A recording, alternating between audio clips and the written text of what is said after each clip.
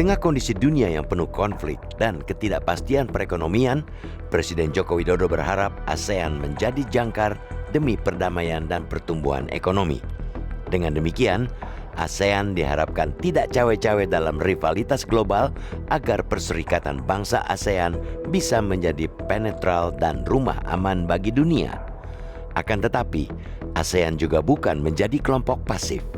Sebab ASEAN diarahkan supaya mengajak seluruh pihak untuk turut menjaga perdamaian dan stabilitas kawasan. Ibarat pepatah, dua gajah bertarung pelanduk mati di tengah. Bila negara besar tengah konflik, tentunya negara yang lebih kecil yang terjepit.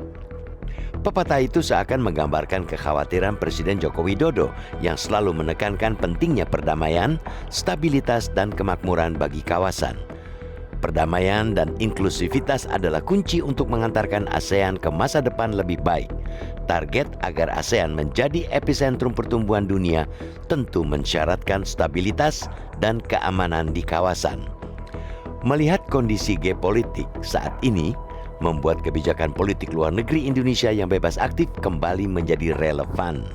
Diplomasi yang mendasari pidato proklamator Bung Hatta mendayung antara dua karang pada 1948, di mana kala itu dunia terbagi atas blok barat dan timur, dan Indonesia memilih untuk tidak berpihak di antara kedua kekuatan untuk tidak menjadi objek dalam pertarungan politik internasional, melainkan menjadi subjek dalam menentukan sikap.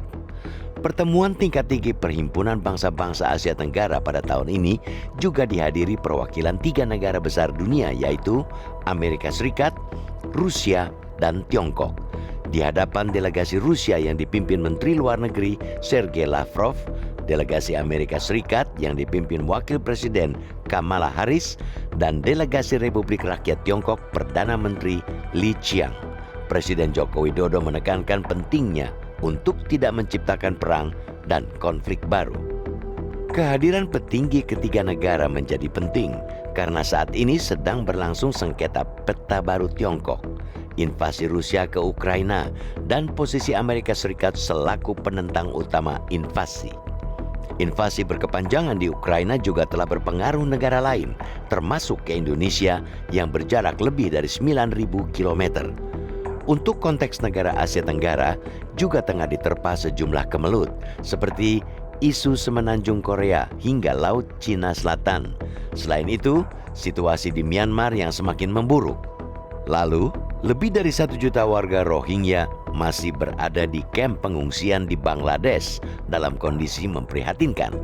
Sejumlah organisasi non-pemerintah dari luar forum KTT juga mempertanyakan komitmen negara-negara ASEAN terhadap penanganan praktik korupsi dan perlindungan bagi pekerja migran.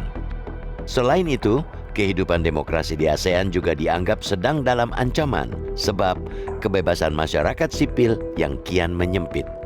Ketimpangan, kemiskinan, kerusakan lingkungan, kekerasan terhadap perempuan, dan ketidakadilan dihadapi sebagian besar rakyat di kawasan Asia Tenggara.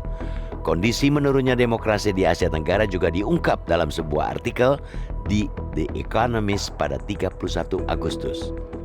Penulis artikel antara lain menyoroti adalah praktik politik dinasti, di mana Presiden Joko Widodo dianggap memelihara politik dinasti dengan kehadiran putra dan menantunya dalam kancah politik.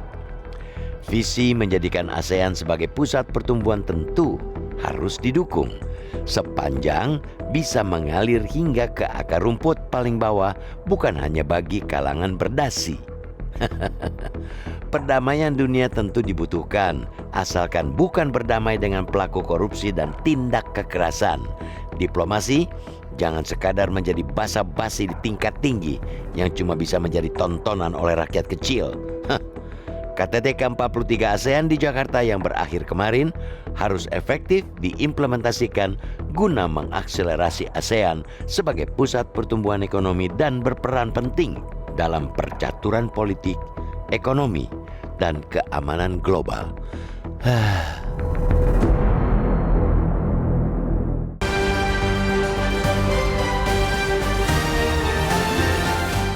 Jelajahi cara baru mendapatkan informasi. Download Metro TV Extend sekarang.